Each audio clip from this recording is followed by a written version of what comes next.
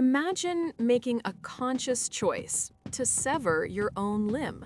For an octopus, this isn't a desperate act of panic, it's a calculated, physiological strategy known as autonomy. When grasped by a predator, the octopus doesn't just tear its arm away.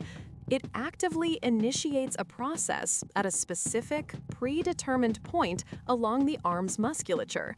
This isn't a messy rip, but a clean separation, a biological failsafe designed to minimize damage and blood loss. The muscles contract violently at this pre-scored line, effectively popping the arm off. It's less like an accident and more like deploying a highly advanced biological escape pod. The truly strange part begins after the separation. The detached arm doesn't just fall limp, it continues to move, crawl, and even change color for up to an hour. It writhes and twists, actively engaging the predator's attention. The suckers will still attach to surfaces, creating a convincing illusion of a struggling creature. This isn't random nerve firing, it's a pre-programmed post-mortem performance. While the predator is occupied with this zombie limb, the octopus, now lighter and often having deployed an ink cloud, makes its escape. The arm becomes a thinking sacrifice, a decoy that buys time with its own independent dance of death. How can a severed limb act with such purpose? The answer lies in the octopus's radically different nervous system. It's often said an octopus has 9 brains, and while that's a simplification, it's not entirely wrong. A central brain in its head governs higher-order decisions, but roughly 2/3 of an octopus's 500 million neurons are located within its arms. Each arm contains a complex ganglion of nerve cells that acts as a local control center. This distributed network allows each arm to process sensory information and execute complex movements semi-independently.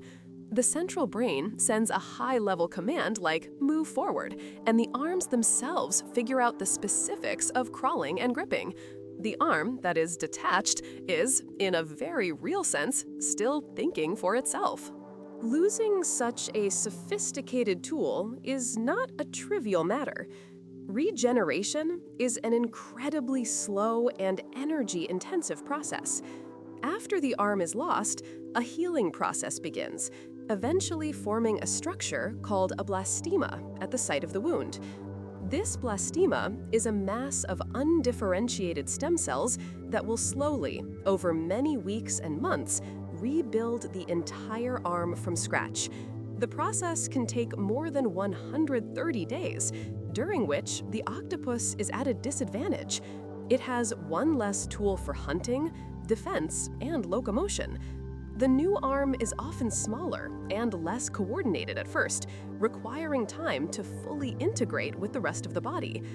This immense biological cost demonstrates that autonomy is an absolute last resort, a strategy reserved for truly life-or-death situations.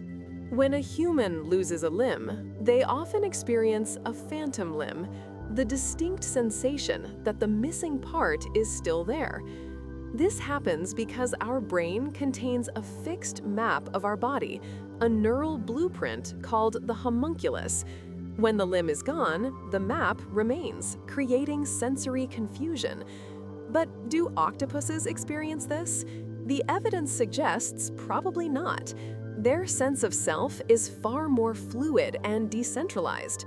Because so much of the arm's brain is located in the arm itself, losing the arm means losing the neural hardware that processes its existence. There is no empty spot on a rigid map in the central brain. The octopus's body image might be less of a static blueprint and more of a dynamic, constantly updated cloud of information, one that simply writes off the missing data. Every instance of autonomy is a high-stakes evolutionary calculation. The octopus is weighing the certain cost of losing a complex limb against the potential cost of death. For this trait to persist, the survival advantage gained from the decoy must, on average, outweigh the disadvantages of being seven-armed for several months. This tells us a lot about the octopus's environment. It implies that predation pressure is so intense that such an extreme defensive measure provides a significant net benefit. It's a perfect example of a biological trade-off, where an organism sacrifices a part of itself to ensure the survival of the whole. It's not just a defense mechanism, it's a deeply embedded economic decision written in the language of genetics and survival. Monotony has grown fast.